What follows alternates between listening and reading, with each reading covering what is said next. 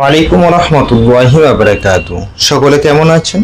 আশা করি সকলে সুস্থ এবং ভালো আছেন। আমি আল্লাহর রহমতে আপনাদের দুয়ার বদৌলতে সুস্থ এবং ভালো আছি।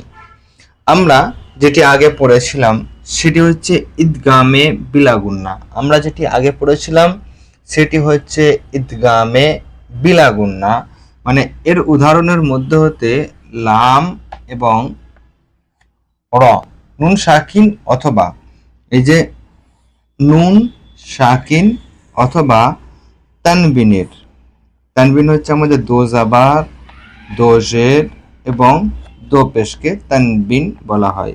নুন সাকিন অথবা তানবিনের পর যদি লাম অথবা র এর মধ্যে হতে যদি কোনো একটি অক্ষর আসতো, তাহলে আমরা নুন সাকিন অথবা তানবিনকে বিনা গুণনায় মিলিয়ে পড়তাম, গুণনায় মিলিয়ে পড়তাম। একেই বলা হয় ঈদগামে বিলা গুন্না।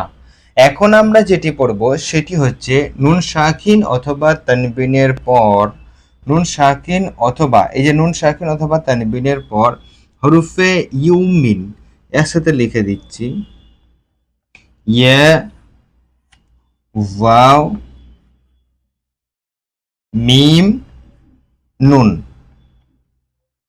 ইউ মিন, মানে ইয়া ওয়াও মিম নুন। এটা আলাদা করে লিখলে এরকম ভাবে আসে, ইয়া ওয়াও মিম নুন। এই চারটি অক্ষরের মধ্যে হতে যদি কোনো একটি অক্ষর আসে, তাহলে নুন সাকিন অথবা তানবিনকে গুন্না সহ মিলিয়ে পড়তে হবে, গুন্না সহ মিলিয়ে পড়তে হবে। একেই কিন্তু বলা হয় নুন সাকিন অথবা তানবিনের ঈদগামে বিল গুন্না, বিল গুন্না।